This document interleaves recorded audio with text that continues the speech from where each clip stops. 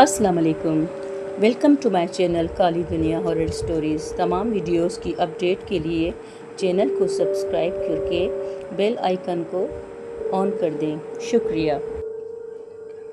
ویران حویلی، آخری چیخ۔ آج میں آپ کو ایک ایسی ویران حویلی کی کہانی سنانے جا رہی ہوں جس کا نام سنتے ہی آس پاس کے لوگوں کے چہرے کا رنگ اڑ جاتا ہے۔ کہتے ہیں کہ اس حویلی میں جو بھی آدھی رات کے بعد داخل ہوا وہ کبھی پہلے جیسا نہیں واپس آیا۔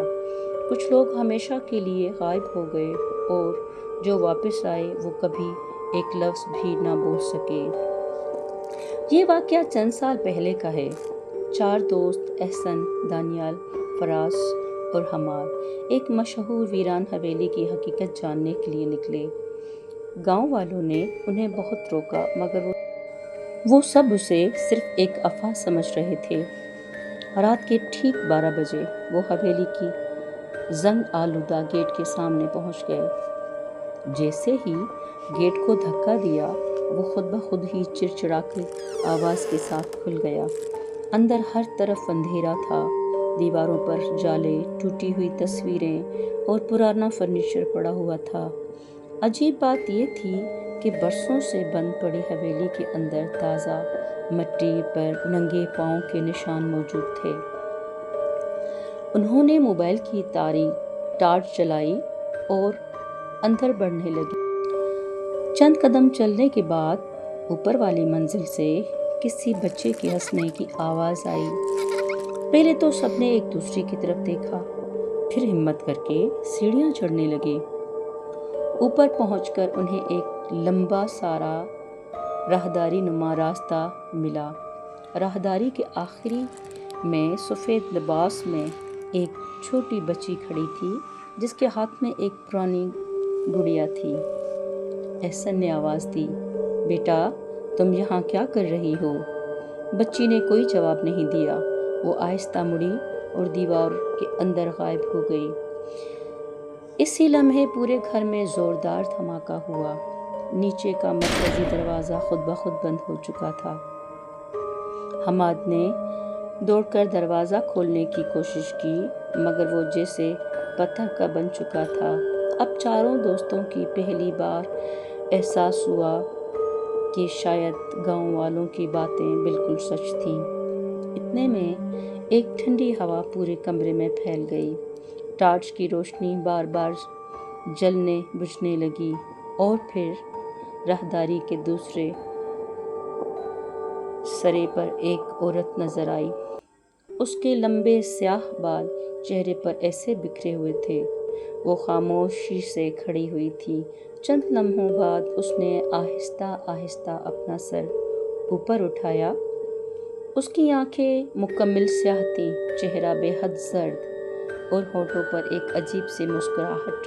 وہ ایک دم آگے بڑھی، پھر دوسرا، مگر اس کے قدموں کی آواز سنائی نہیں دے رہی تھی۔ اچانک وہ نظر سے غائب ہو گئی۔ فراز نے ڈرتے ڈرتے ہوئے پیچھے دیکھا تو وہ عورت صرف چند قدم کے فاصلے پر کھڑی ہوئی تھی۔ چاروں دوست خوف سے چیخ اٹھے اور مختلف سمتوں میں بھاگ گئے۔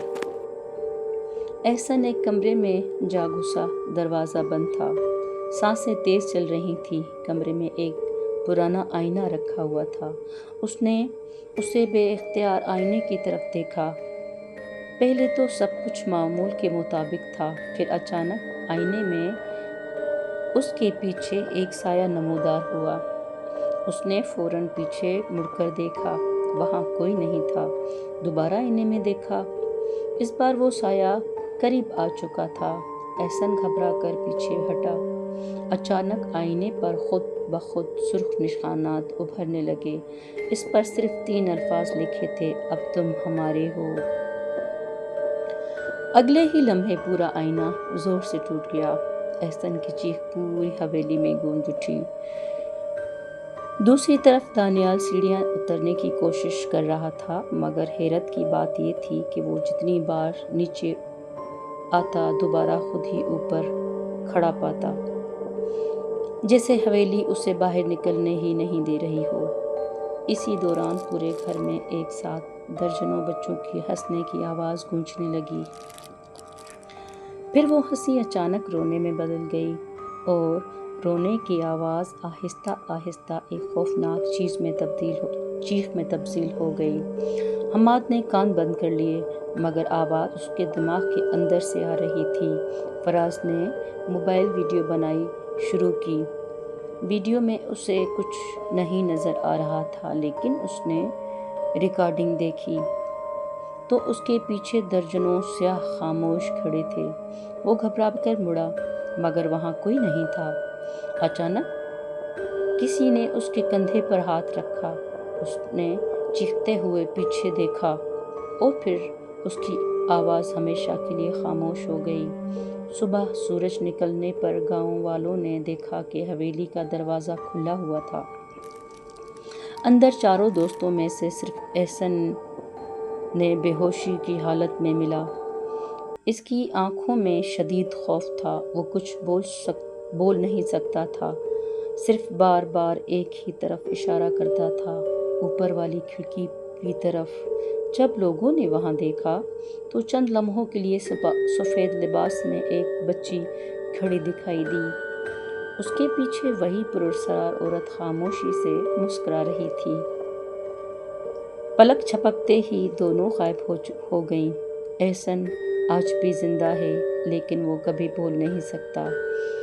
اس کی ڈائری کے آخری صفحے پر صرف ایک جملہ لکھا ملا تھا: اگر رات کے وقت کسی ویران حویلی سے بچوں کی ہنسنے کی آواز آئے تو اندر مت جانا، کیونکہ وہاں رہنے والے نئے مہمان کا انتظار کر رہے ہوتے ہیں۔ اگر آپ کو یہ خوفناک کہانی پسند آئی ہے تو ویڈیو کو لائک، شیئر اور اپنے دوستوں کے ساتھ ضرور شیئر کریں۔ Thank you.